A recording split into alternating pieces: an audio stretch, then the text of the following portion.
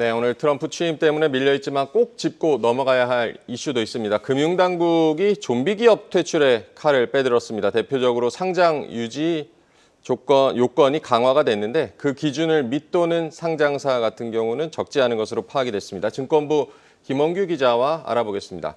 김 기자, 일단 우선 좀비 기업의 기준부터 좀 짚어볼까요? 이제 통상 좀비 기업은 영업이익을 이자 비용으로 나눈 이자 보상 비율이 3년 연속 100%를 밑돌고 부채 비율은 200%를 웃도는 부실 회사를 뜻합니다. 다시 말해 이자 보상 비율이 100%가 안 된다는 것은 기업이 버는 돈으로 은행이 이자조차 감당하지 못하고 있다. 이런 의미죠. 국내 코스피 코스닥 상장법인을 포함해서 전체 좀비 기업 비중은 2016년 3.1%에서 3.01% 정도 되죠. 그리고 2020년, 2023년 계속해서 꾸준히 증가하는 추세입니다. 재작년만 하더라도 10%에 육박했는데요. 이게 10년 동안 계속 늘고 있는 상황이죠. 그동안 국내 증시에 상장된 관련 기업 탓에 증시 성장에 좀 저해된다, 이런 지적이 적지 않았습니다. 앞서 금융위원회가 신년 주요 업무 추진 계획 발표에서 상장사의 유지 조건을 강화하고 상장 폐지에 대한 절차를 단축할 계획이다, 이렇게 밝힌 이유이기도 합니다. 네, 이런 가운데 오늘 오전에 9시 30분 금융당국이 상장 폐지 제도 개선 방안을 발표를 했습니다. 네. 그 정책의 윤곽이 구체적으로 좀 드러났죠? 맞습니다. 대표적으로 시가총액과 그리고 그 매출의 요건이 상향 조정됐는데요. 우선 코스피 상장사의 시총이 현행 50억 원, 코스닥은 40억 원을 좀 밑돌면은 상패 대상이 됐죠. 하지만 2026년부터 코스피와 코스닥의 상패 기준이 각각 200억 원, 150억 원이 됩니다.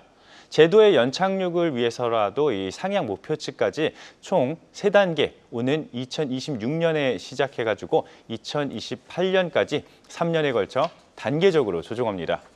최종적으로는 코스피는 500억 원, 코스닥은 300억 원까지 확대한다는 방침인데요. 매출액의 경우에는 오는 2029년까지 4년간 단계적으로 상향하고요. 또 코스피에선 시총 1,000억 원 미만 상장사를 기준으로 삼고 이들 상장사의 최소 매출액 기준은 50억 원에서 최종 300억 원으로 늘립니다. 600억 원 미만 상장사를 기준으로 삼는 코스닥은 매출액 30억 원에서 최대 100억 원까지 확대합니다. 이는 그동안 기존 요건이 과도하게 낮게 설정돼 있다는 지적에 따른 것이란 진단입니다.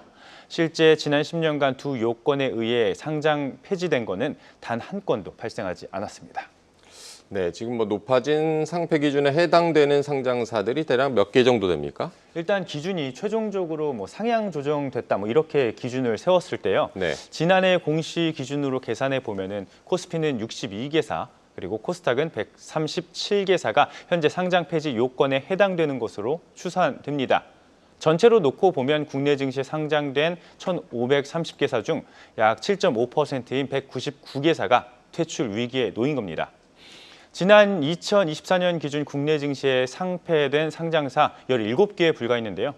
제도 시행으로 상장 폐지될 수 있는 기업이 평년과 비교해서 약 10배 이상 늘어날 가능성이 생긴다는 거죠. 게다가 현행 시총과 매출액 기준에서 사실상 퇴출되는 기업이 단 한 개도 없었던 것과 분위기가 완전히 뒤바뀌는 셈입니다.